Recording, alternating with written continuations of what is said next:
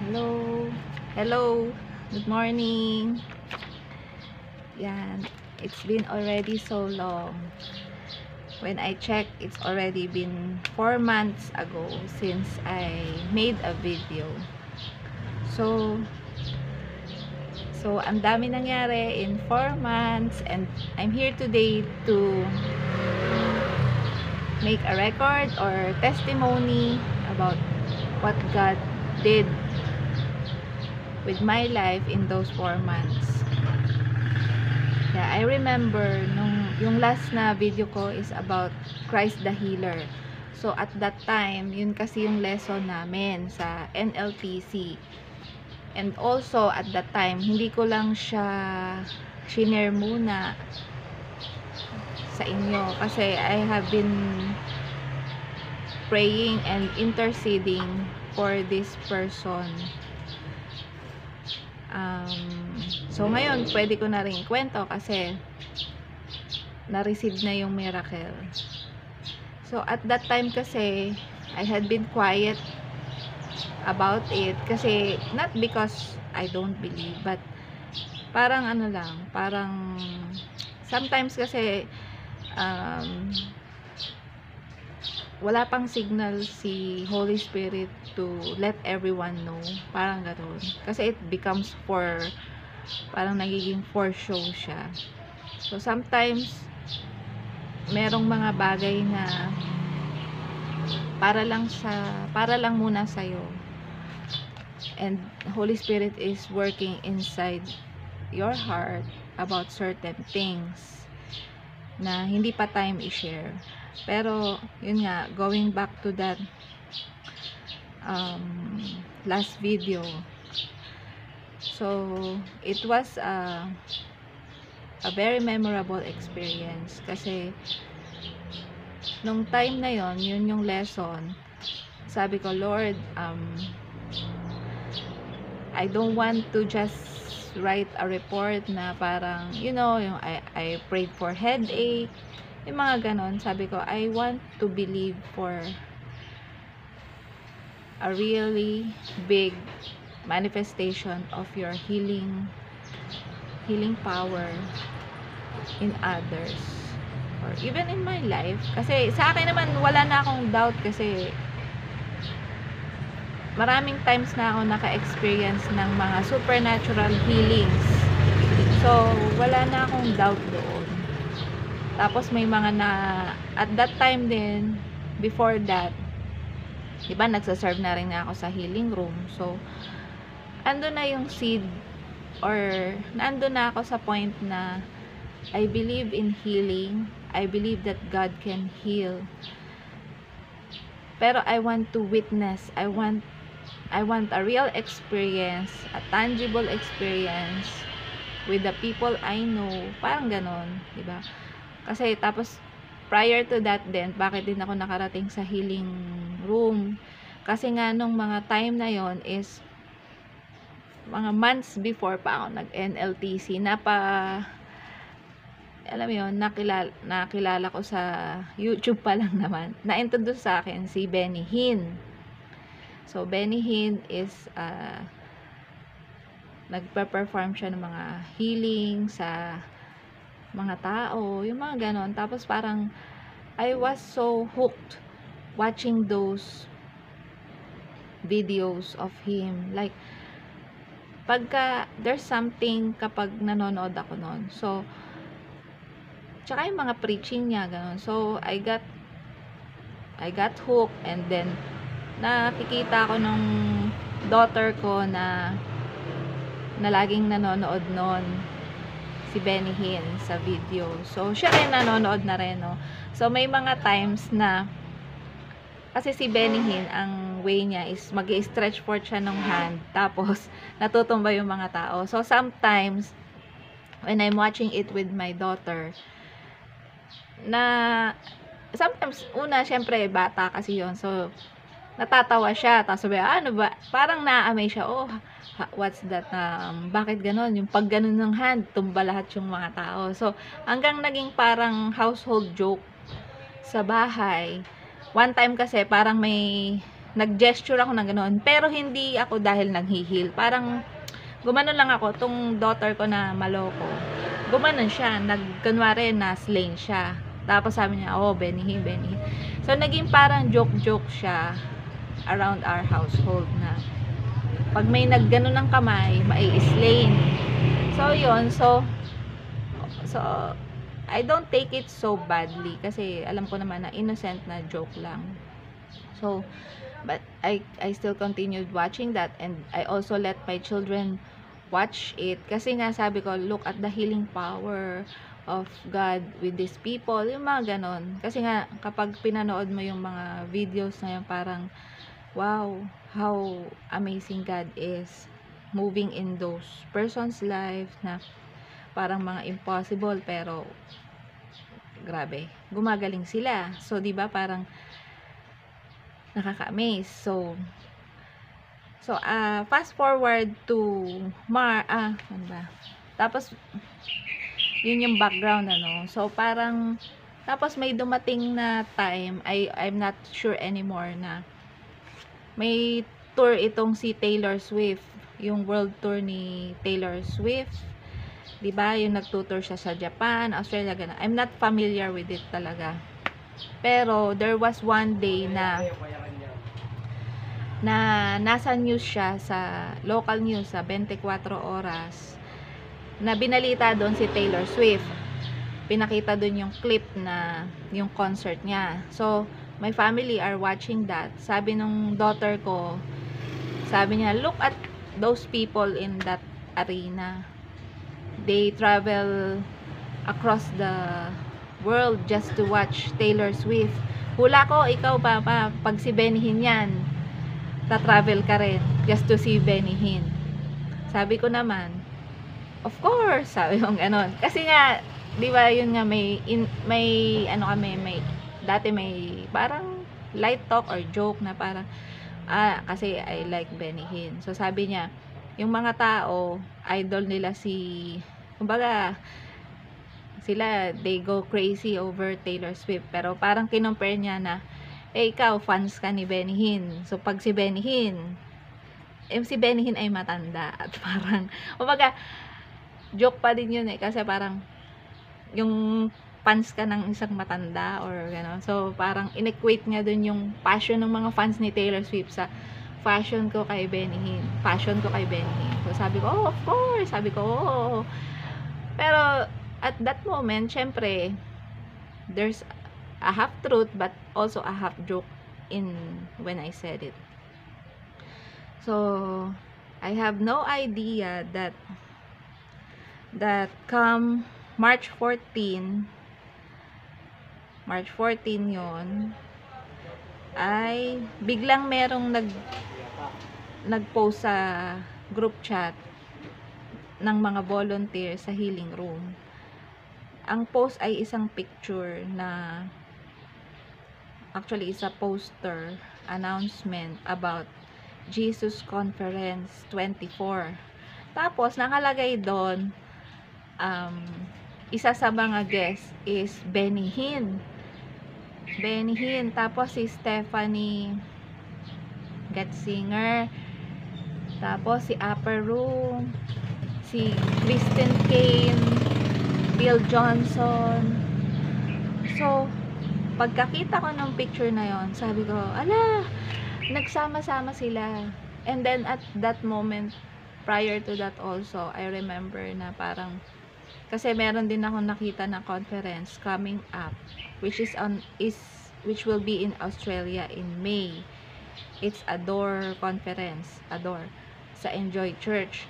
Si Pastora Maylene, she will be attending that. So, doon nagsimula yung desire na parang, I wish I can experience that. Kasi nga, it's been a long time dream for me na to go on a mission trip, something like that.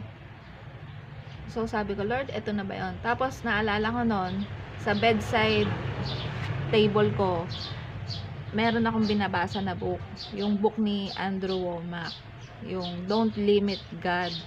So, sabi ko, Lord, ito na ba yun? Ito na ba yung why I'm reading that. So, yun yung kasi yung mga binrot, parang nung moment na yun, yun yung mga nagpa-flash na parang confirmation sa spirit ko na believe. When I saw the poster, then niremind sa akin na don't limit God. So, sabi ko, talagang biglang nung nakita ko yon, I want to go to that conference. Pero syempre, in reality, doon na pumapasok yung pumapasok na yung carnal mind natin na, oh, gusto mong pumunta, paano ka naman pupunta dyan? Wala ka namang, so yun na, lahat na nung wala ako. Sabi ko, pero yun na nga the Holy Spirit is really amazing how He empowers us. Sabi niya, ask for someone to believe with you in prayer. Very, very clear yung instruction. Ang bilis. Wala pang, hindi ako nakakaalis pa sa cellphone. As I saw the picture, immediately, sinabi na agad niya yun na, ask for someone to agree with you in prayer. Kasi, di ba, when 2 or 3 are gathered, there He is in the middle. Tsaka, yun nga, there is power in agreement. So, sabi ko, yung nakita kong, akala ko nga, no, si Pastor Ferdy pa yung nag-share. Basta hindi ko siya na-plan or ano, pero ang nag-heart yata doon sa picture is si Sister Monina. Sabi niya, this person. Kasi sabi ko, sino mag-a-agree sa akin sa prayer? Parang, wow, it's so, parang, yun, yung mga carnal thoughts na naisip ko na, ano ba yan? Parang imposible talaga yan. Walang magbibelieve, walang ano. Pero yun na, parang you have to get past those limitations na nilalagay natin sa mga sarili natin, di ba? Parang, sige. So, ang nakitang lumabas na nag-heart yata doon ay si Sister Monina. Hindi ko alam kung paano ko hindi ko na ma-remember exactly. Basta nakita ko yung name niya. Sabi, go to this person. So, sabi ko, okay, pero at that time, although I know Sister Monina, pero hindi pa yung level ng aming friendship or knowing each other, talagang nasa ano pa lang, acquaintance, yung hi, hello, ganun lang, yung parang kasama lang kayo sa volunteer, pero yung mga personal na mga kwento, wala pa. Even, so sabi ko, this is really a step of faith for me kasi wala pa rin siya sa messenger ko. Hinanap ko talaga siya. Tapos, hindi pa rin kami friends sa Facebook. Ganon. Yung talagang wala kaming iba pang prior connection. Pero, nag-step up ako to approach her. Even chat yun. Sabi ko, hi, Sister Monina. Ganon. Nag-message ako na please agree with me in prayer to go to this conference. I'm believing for it. Ganon, no? This parang sa isip ko, well, I just obeyed what I heard to ask for prayer. So, parang ganon. So, maya, ayan na, nagre-ring na yung phone ko. Call siya, si Sister Monina. So, parang sabi ko, parang na-conscious naman ako ngayon kung sasagutin ko ba siya kasi nga hindi pa kami talagang close, di ba? So parang sabi ko, bakit kaya siya tumatawag? Sabi ko, baka ayun na, syempre, di ba? Lagi tayong may mga ibang naiisip. But when I answered, she was so excited also, like, you came to the right person. Did you know I have faith for believing for US visa? Ganyan. Tapos nagkwento siya ng mga testimony ng mga tao na parang imposible talaga na makarating, pero nakarating. Yung mga gano'n, no? Tapos sabi pa, siya rin yung nagsabi na, mag-apply ka with your kids. Sabi ko, no, ako pa nga lang po, parang imposible na. So, how can I bring my kids pa? Hindi, yan, sige, go yan. So, mga ganun siya. So, very, very high yung spirit niya, talagang sabi niya, makakarating ka dyan. Tapos, pinag-pray niya ako, ang haba ng conversation na yon. And, later on na lang, ha, sabi niya sa akin, nung na-fulfill na yon, sabi niya, alam mo ba na, on that day, when I prayed for you, ang lakas daw ng presence ni God dun sa car, nung pinagpe-pray niya ako. Kaya nung nangyari na finally, amazed din siya. So, sabi ko, nga we're not even close yet at that time. Pero, gabi, how God moves. So, after nung prayer na yon, so, I'm convinced na ako lang, no? Kasi parang sabi ko, naku, paano naman yun? So, because of the prayer, parang nag-set in motion yung process. So, I already tell it to my husband. Akala ko nga nung una, parang iisipin din niya, impossible yan. Magkano yan? Kukumputin niya, diba? So, ready na ako doon. Ready na ako na harapin yung mga gano'n na conversation. Pero, ang nangyari, nag-agree yung husband ko. Kinumpute naman niya. Gano'n. Pero, wala siyang sinabi na, labo, hindi. So, sabi ko, So, even yun, parang amazed na ako. Tapos, sinare ko sumunod sa mama ko. So, sabi niya lang, alam mo na ba kung magkano magagastos mo? Sabi ko, opo. Tapos sabi niya, pag naman ikaw makakapunta ka talaga. So, ganun lang. Pero, syempre, meron din namang mga hindi sobrang excited na mangyayari yun. Kasi nga, in practical terms, parang, wala ka namang work, ganyan, no? So, at those moments, talagang, yung totoo yung mga fear, yung mga judgment na maririnig mo na you are, ang pinaka remarkable na experience doon is when I got the word sa enemy na you are not qualified.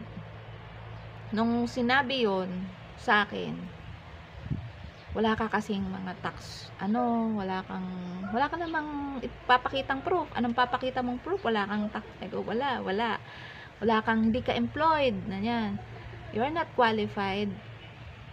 Sa isip ko, Holy Spirit na naman, sinabi niya, you are not qualified. That makes you qualified for God's power to move in, for God's grace to manifest in you. So, sabi ko, even instead na malungkot ako doon dahil you are not qualified, pang lalo akong na-excite. Kasi nga, sabi ko, di ba ang mga miracles nangyayari sa not qualified na mga situations. So, sabi ko, the more na tumaas yung faith ko doon, kahit na, in reality, totoo naman, that's yun nga, yung what you see. Pero, di ba nga, remember yung binigay na word ni God sa akin this year is, for the things that are seen are eternal.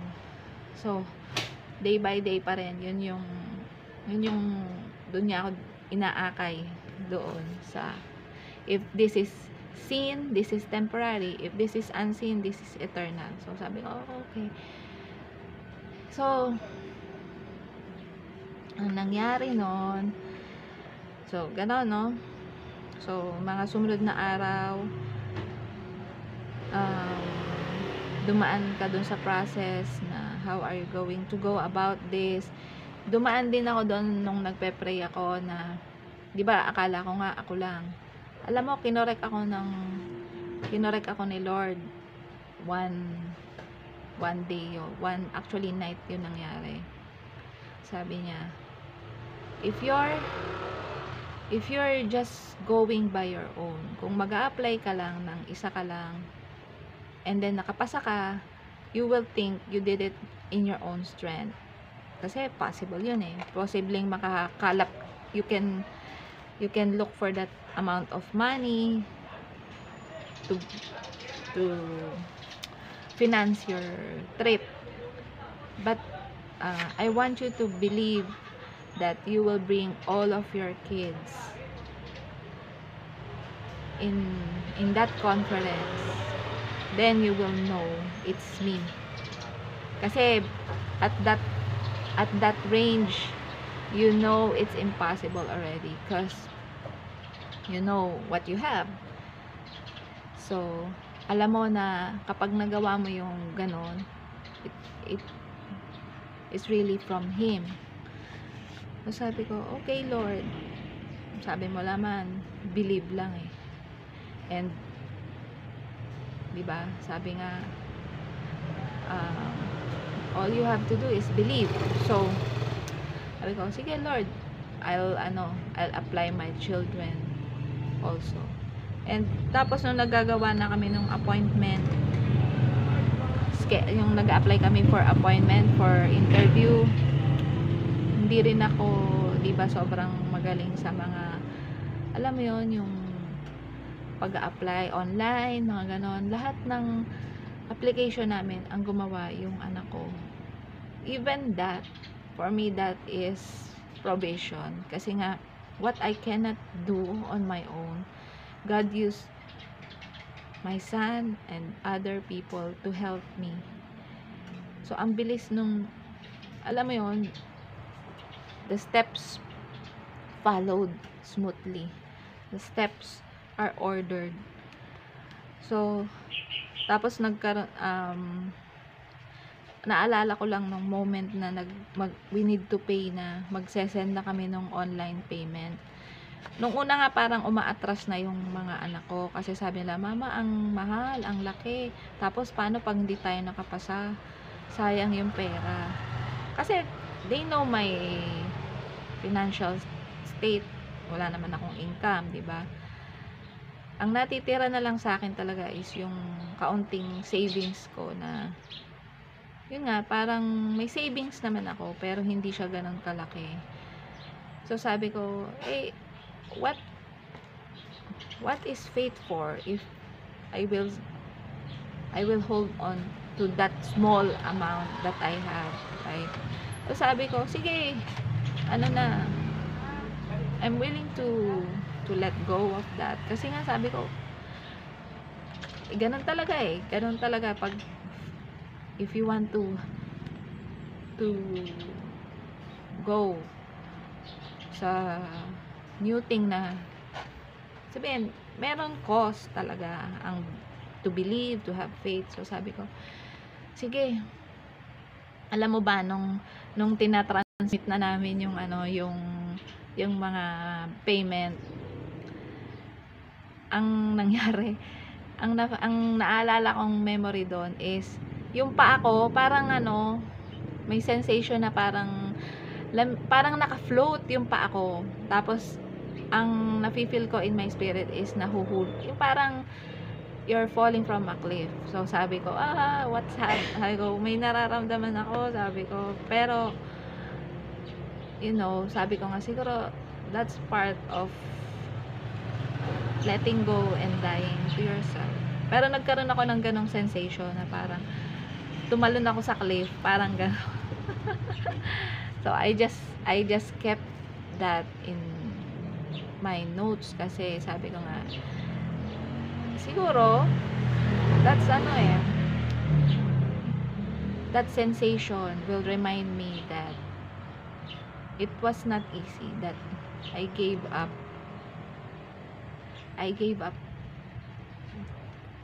a lot of things, not only yung physical money, but also my beliefs, basta something happened in my spirit when I released that savings that I'm holding on to. Yeah. So at dong mga times din na yon, I was being reminded of the story of the woman with the alabaster jar. Yun yung mga pakiramdam ko ng mga moments na yon. Kasi nga if I travel, I don't know what will happen to us there, yung mga ganon. Tapos ang daming questions ahead. So parang tapos yung inipon ko na parang natitira na lang siya na pera is now I have to give it all. Parang kumbaga hindi naman siya kasi malaki. So parang Lord, ito na yun. Sa'yo na. Parang gano'n. So talagang nung mga time na yon, puro yung si Woman with Alabaster Jar yung naging meditations ko. Yun yung relate ako nung mga time na yon. Tapos andyan na din, dumating na yung mga trial sa farm. Parang humina yung mga sales, talagang ganon. So parang Lord, ano ba ang is in my natural circumstances, parang talagang aatras ka na. Pero sabi nga, you have to see with your eyes of faith. So yun. So I remember those days na nag-iintay pa lang kami doon sa appointment. Lagi ding may pinapadala na word si God daily. Sometimes iba-iba pero talagang si Holy Spirit yung nag-work. When I get so discouraged, parang paano na to, ang daming opposition, pero laging ganon, may provision din para sa faith mo, diba? He adds up to our faith. Tsaka yun na nga even you have a faith as small as a mustard seed, as long as you have faith, He will sustain you. Si Holy Spirit, siya yung nagbibigay ng faith din sa atin to believe Tapos yun nga, may pinapadala siyang mga word. Tapos pag dumadating yung mga verses na yon, talagang parang yun, na-experience ko yun, yung parang wow, napupuno yung spirit mo, nabubusog ka. So sabi ko, Lord, yung experience na ito is so life-changing. Kasi nga siguro dumating din yung ganon, yung parang dumating ka doon sa point na yun, you pour out all, and you know na you can have all of it. Tapos dumating March 30 na nalaman na namin yung appointment namin, which is May 21. Sabi ko parang, ang layo pa. Tapos yung May 21, June 6 na yung event. So sabi ko, I will have very small time to buy a ticket. So yung mga ganon. So ang daming anxiety na-encounter. So na-encounter. Pero yun na nga, tinuruan din ako ni Lord ng how to cast my cares upon Him. So I can say that although these things are coming, because of that, parang na-exercise din talaga yung the way you think, the way you believe, the way you trust. So it's still good later on. Pero syempre, while you're going in the process, while you're going in the test, yun ang challenge pa. Pero as I know that as I just focus on Him, parang yun yung secret dun focus ka lang dun sa word na binigay sa'yo ni Lord, and you have to choose which one you will believe. Itong physical na experience mo o yung promises niya. So yun ang nangyari. April 23, biglang na-receive ko yung pinsan ko na pag-i-stayan namin sa US she is experiencing sickness at arthritis, at tapos may scoliosis pa, may etc. And I knew at once na demonic attack yon, kasi this cousin is physically fit, at saka alam mo yon, parang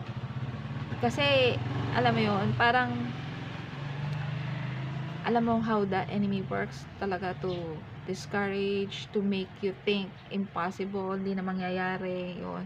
So, although I wanted to share Jesus to her at that time, so nag-video call kami, pero hindi pa time. So, I just listened to her, and then I kept praying na mawala yung sabihin about that situation. So, sabi ko, alam ko, hindi naman totoo siya na may sakit, kasi ano it's just happened that yun nga, kasi nga in the coming days darating na kami. So yun din yung iniisip niya na, hala, how can I host her, I'm in this condition, I am in pain, hindi ako makabangon. Talagang inattack din yung cousin ko na pupuntahan namin. So sabi ko, Lord, ano ba, well, I know na Lord will do something. Pero syempre, parang, you know, how you have to be strong in the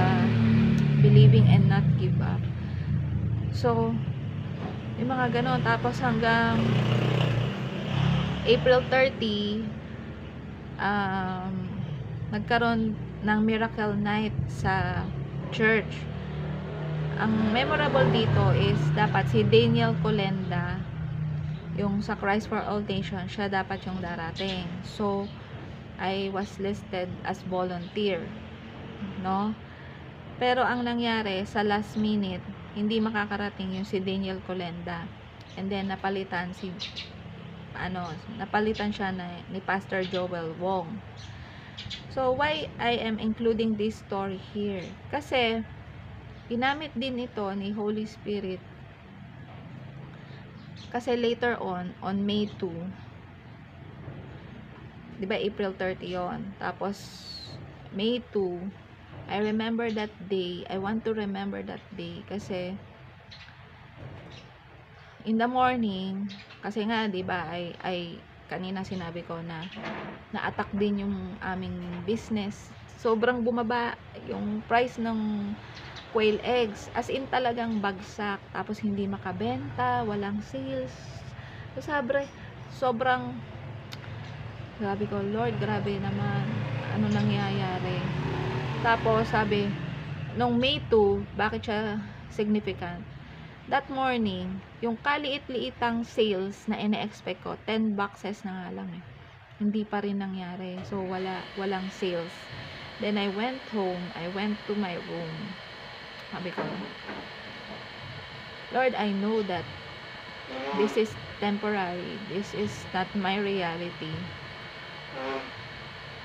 and I have been here before, I have been in this situation, but I give this situation right now to you, na wala akong sales for that morning. So sabi ng Holy Spirit sa akin nung moment na yon, I want you to ask Pastor Joel Wong to visit you, or I want you to offer dinner to Pastor Joel Wong, host him, bless him. Sabi ko, Pastor Joel Wong, kumbaga sabi ko, puno na yung schedule niya. At saka sino ba naman ako para, bigyan niya ako ng oras. Ayun na naman, di ba? Yung parang ganon. Minaliit ko na naman yung sarili ko. Pero dahil talagang ando naman yun, yung instruction ng Holy Spirit. So, nag-believe na naman ako. So, by faith, minessage ko si Ate Michelle. Sabi ko, hi Ate Michelle, I just heard from the Holy Spirit to offer a dinner to Pastor Joel Wong. Can I invite you to our place? Even that one, no? So, sinend ko. Ang bilis agad sumagot. Yes, sure. Sabi ko, ha? So, ako naman yung biglang nataranta kasi, how can I host? Ganyan. So, parang binigay na rin naman ng sagot ng Holy Spirit sa akin dun sa Kamayan. So, sabi ko, sige. Sabi ko, kumbaga, sa carnal mind, yung kabilang mind mo na naman sasabihin, wala ka nang income, wala ka nang benta, maggagastos ka pa. So, so, na-arrange. So, nakarating si Joel, Pastor Joel. Tapos, nung day na yon, naalala ko na struggle talaga siya. I felt, may ginawa pa ako, nagkuha pa ako ng bayad dun sa isang customer na ang tagal-tagal magbayad, yung mga ganun. Pero I have to keep myself humble pa rin. Yung parang sabi ko, Lord, I feel so low. Tapos, sabi ko doon sa asawa ko na, uy, darating si Pastor Joel. Akala ko kasi, yun yung initial na motive ko na para magkakilala yung husband ko at saka si Pastor Joel Wong. Yun yung initial na motive ko na papakilala ko si Shane, papakita ko yung mga anak ko, yung mga ganon. Yun yung una kong idea na yun yung mangyayari na, oh, Pastor Joel, akala ko pa nga, inisip ko, sama ko ba ang mama ko? Sama ko ba papa ko? Pero sabi ni Holy Spirit, no. Sabi ko, tapos nung sinabi ni Sheng na, hindi ako pwede kasi nasira yung motor. Sabi ko, hala, anong gagawin ko? Paano? Tapos yung mga anak ko, palta tayo doon sa kama. Ayaw nila, ayaw. So sabi ko, hala, anong sasabihin ko kay pastor pag dumating? Parang, oh, bakit mo ako pinapunta rito? So, yun na. Nag-iisip na ako. Pero, yun na nga. Ang galing talaga ng Holy Spirit. Alam mo, nung parang nag-surrender na ako pag-isip, sabi ko, ayoko na mag-isip kasi wala na rin naman akong answer. Dumating yung sagot niya. Sabi niya, you talked about Him, about the kingdom. It's not about you. Tapos binigay niya yung sasabihin ko kay Pastor Joel. So sabi ko, oh, Holy Spirit, you're so great in orchestrating things. So yun na, dumating na sila. So sabi ko, talaga parang clear up ko yung mga motives ko, mga ganun. Tapos nung pagdating nila, oh, nasa ang husband mo? So sinabi ko rin, wala siya ganyan. Tapos sabi niya, oh, magpa-pray ka na, ganun. Oh, tinatanong nila ako. Tapos sabi ko, at the right time, I will say, is about the kingdom. O yun, parang enjoy muna, kain. Tapos nung nagkaroon ng chance talaga na masabi ko yung pinapasabi ng Holy Spirit, and at that moment, nag-agree si Pastor Joel doon sa message na ipinasa ng Holy Spirit. And also, doon din sa meeting na yon, sinabi ni Pastor Joel yung about doon sa taong pinagpe-pray ko na it will be my first miracle. Yun. So, even that, talagang naging amazing na experience siya sa akin. Then come May 2, basta later on or May 10 or coming days, biglang nakita ko sa announcements ni Benny Hinn. Sabi niya, Pastor Benny Hinn will no longer be attending the Jesus 24 conference. Sabi ko, ano ba yan? Nakakalungkot naman. Kasi, kaya nga ako pupunta doon kasi gusto ko siyang makita. Gusto kong ma-experience yung paano siya nag-i-slay ng mga tao. Sabi ko, baka hindi naman yung totoo. I'm still believing that I will see Him. Ganyan. So, sabi ko, tsaka, paano yan? Lord, kung wala na siya, naka-apply na kami, may appointment na kami. Wala. There's no turning back na parang, ayoko na, wala na si Benny Hinn. Alam mong sinagot ng Holy Spirit sa akin noon. Sabi niya, remember, on Miracle Night, hindi dumating si Daniel Colenda. Pero, kumbaga, how was the experience? Diba? What you have imagined is better how it turned out. Kasi nga, yun nga, yung encounter ko with Pastor Joel Wong. Sabi ko, oh, So sabi niya, parang ang lesson na tumatak sa akin doon, stop looking at the personalities. God can, at sabi pa ni Holy Spirit noong moment na yun sa akin, sabi ko, sabi niya, remember nung Miracle Night, di ba parang ganito rin yun, yung akala mo darating si Daniel Colenda, tapos hindi siya dumating, tapos ngayon si Benny Hinn hindi darating. Do you think you will, sabi niya, you're coming to the conference for me, right? It's not him. Sabi ko, oo nga, sa bagay naman, di ba? Sabi ko, you're right, I'm going there for you, not for this person, not, although I like this person, in totality it's you, Lord. So yun, no? So parang wow, another encounter naman, another learning na sometimes nga kasi we get so excited for the personalities na nakafocus na tayo doon sa tao na yun, and ultimately it should be the presence of God, kasi tao lang din naman yung mga personalities na yun. So I got peace with that. Then on May 21, yun na yung ano namin, interview sa US Embassy. Ang remarkable na nangyari doon is while we're in the line, hindi pa kami na-interview. Ewan ko kung bakit lumabas sa mouth ko na sana sa susunod sa Japan naman. Tapos ang saya-saya ko. Tapos yun na naman, Carnal Mind, pumasok na naman si Carnal Mind sa eksena, si Nega. Sabi niya, Japan, hindi ka pa nga nakakapasa dito sa US, di mo pa nga alam kung papasa ka, tapos Japan ka kagad. Di, wala naman akong tapos masaya ako. Basta parang, sinabi ko pa yun sa anak ko. Hindi ko maalala kung si Andrew or si Angeline. Basta sabi ko, sana sa susunod, sa Japan naman. Tapos, yun nga sabi ko. Tapos yun, na-interview na kami. Tapos, we passed. So, nung naghahanap na ako ng ticket, going to US, guess what? Ang pinakamura na available na trip, na tickets, ay Japan. Sabi ko, Lord, grabe ka talaga. So, yung di ba remember nung nasa pila kami, sabi ko, sana sa susunod Japan naman.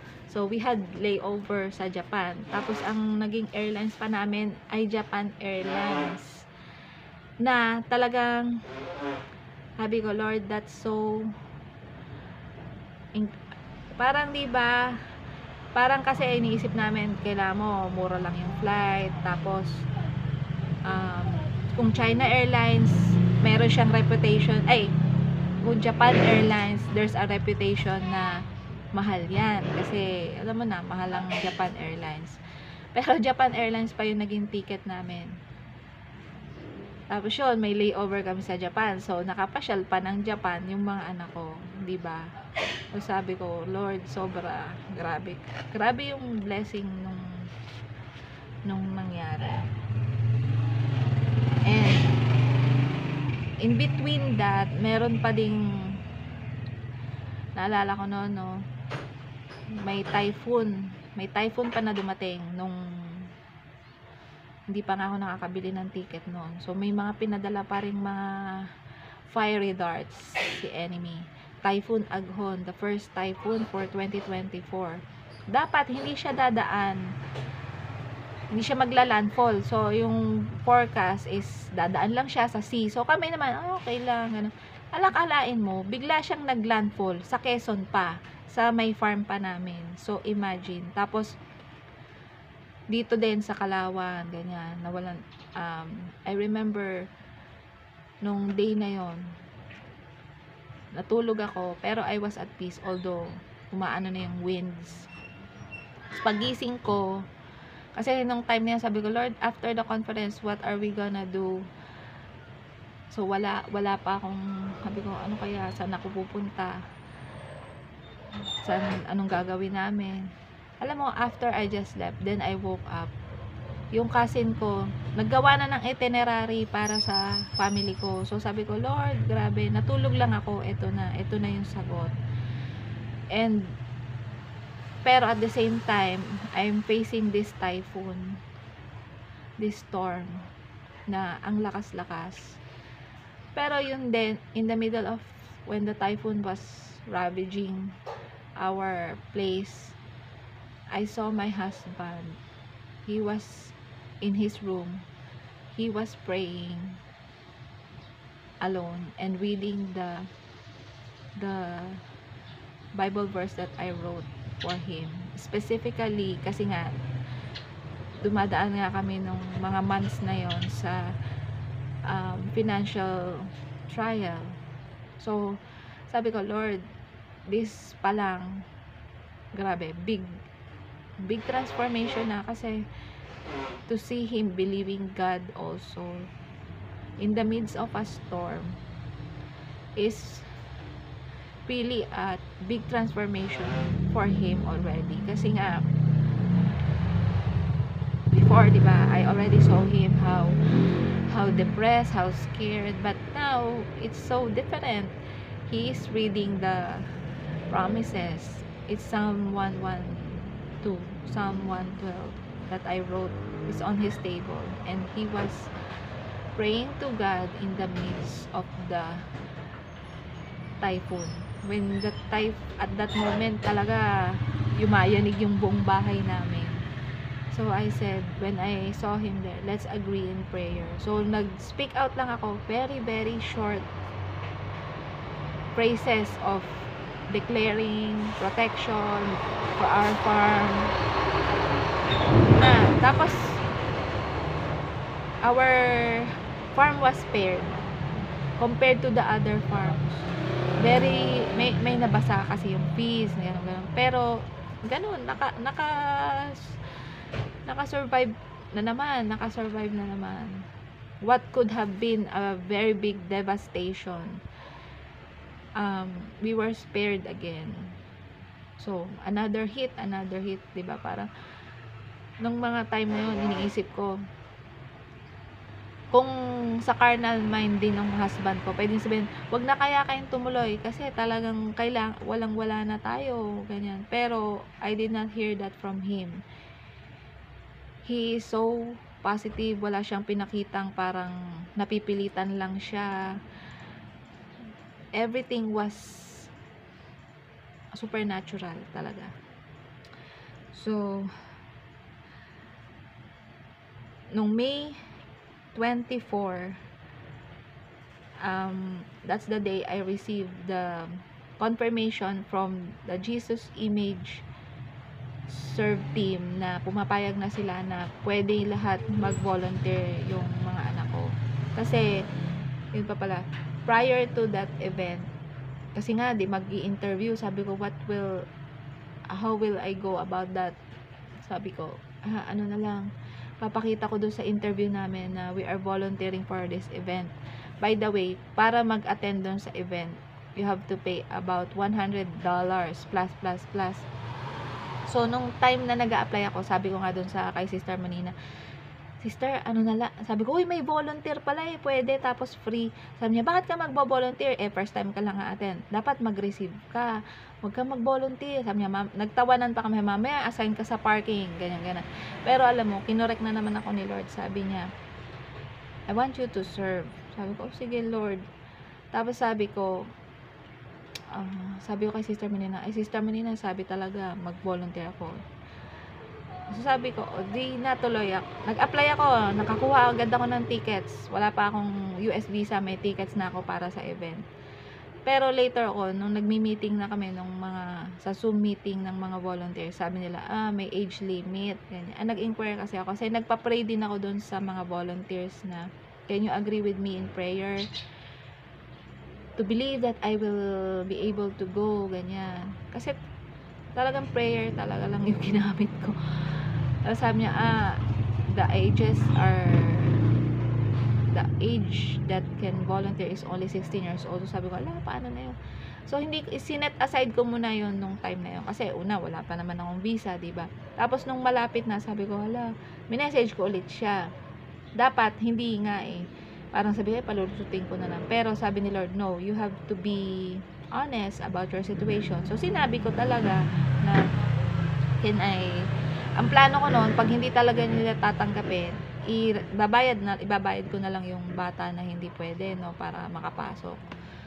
Inisip ko rin kung iiwanan. Ang dami ko inisip talaga. Pero, yun, nag-prevail yung mga plans ni Lord. Tsaka, ginaid din niya ako, ganito yung gawin mo. Ganyan. So, sinabi ko, naging honest ako ahead na, this is my situation. And then, guess what? When I received that on May 24 na allowed na lahat kami ay accepted. Isipin mo, kung kami ay nagbayad doon, so mga nasa $500 or less. So, diba, grabe, ang ano na nun, malaking savings